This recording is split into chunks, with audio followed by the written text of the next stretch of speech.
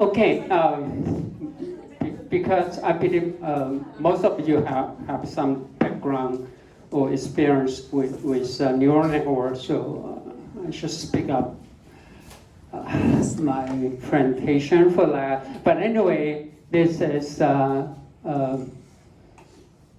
so deep neural network, just with one hidden layer. And for this one, it contains 3 hidden layers. So usually, when you have more than 3 or 3, then we'll say it's deep. Okay, but always go for at least 3. But as you see here, because each node or everything between 2 layers, they are fully connected, which means it will consume a lot of decision variables.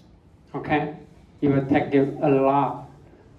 For this case, if we take an image as example or time series, if you have a 100, the length is 100, and then for the second hidden layer, you also use 100 nodes. Then how many weight you need to determine?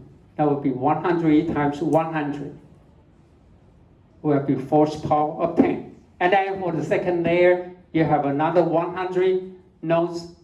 It will 6 power of 10. So it will increase the number of decision variable. Okay, it's exponential. I mean, most of the time of the traditional approach with the multi-layer perceptron may not be acceptable. So that's what here comes the convolutional neural network. Okay, the convolutional network. The keyword is the convolution. Okay, the convolution.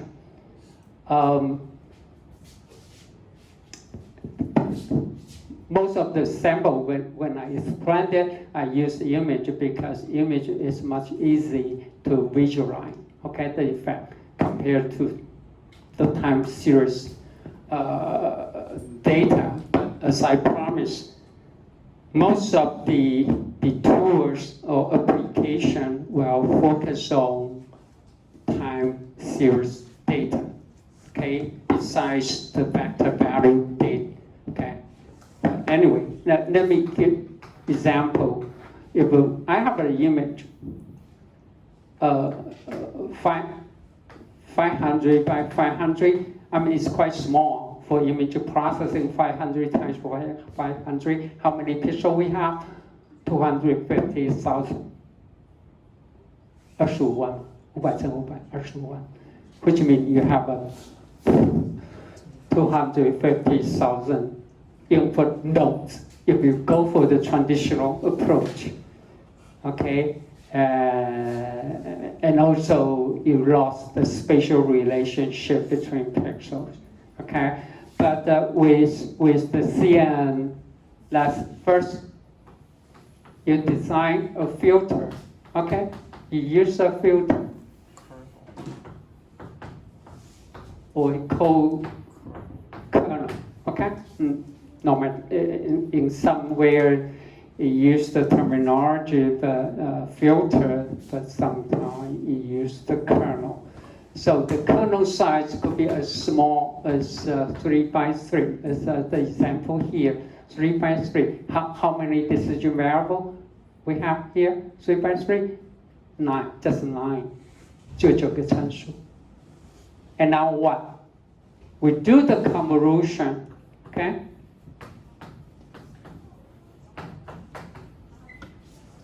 Or sometimes even call it window, okay? Especially for one dimensional. For one dimensional, if you don't like this word, okay? If you never heard it before,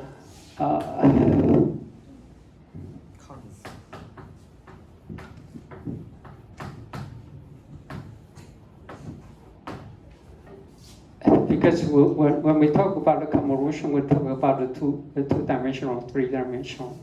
But actually, you have learned this a lot.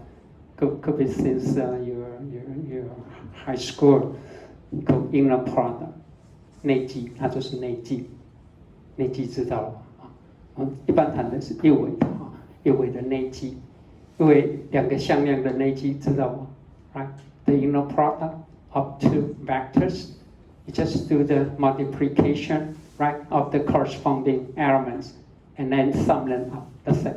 Okay, it's the same here, just like the convolution. Okay, but for the convolution or for the filter, usually when we talk about the image, we talk about a two-dimensional filter, and then you move the filter. Okay, you move the filter pixel by pixel. It does not have to be pixel by pixel. I'll talk about this later on. But anyway, basically, you will move it pixel by pixel. For a time series data, the same here. First, you define a window. For example, the window is 1 by 3 because it's one dimensional, just 3. Then we move the window, right, each time with one single time step.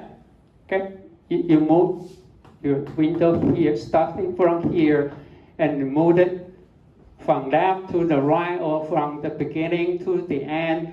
Okay. Then you do the inner product. Okay, you do the inner product. That's it.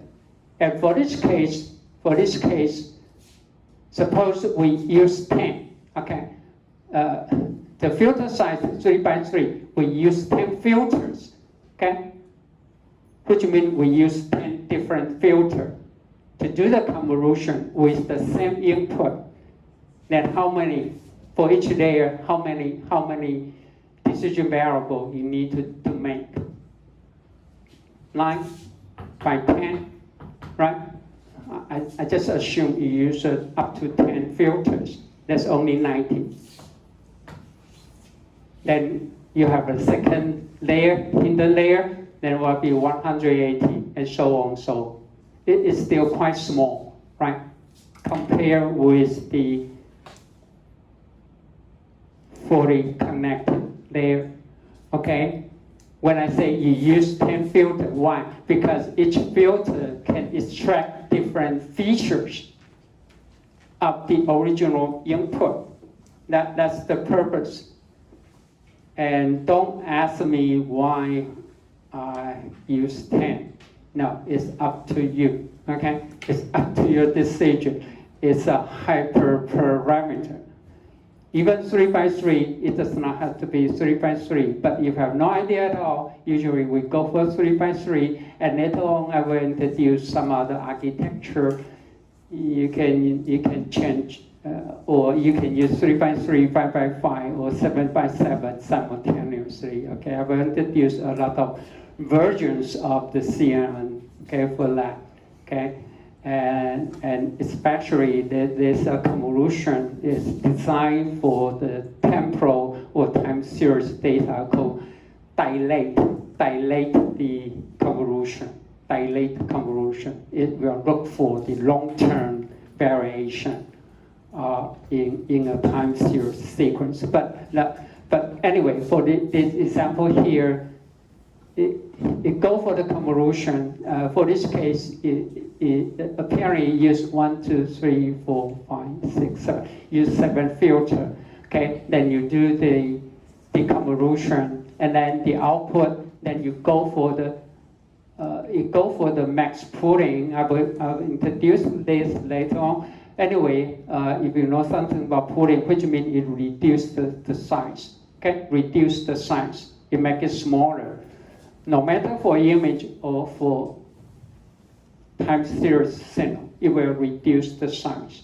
Okay, and make it smaller and smaller, and then you go for the second convolution layer. And if you go for the max pooling, usually max pooling, it will reduce the size by a factor of 2. So if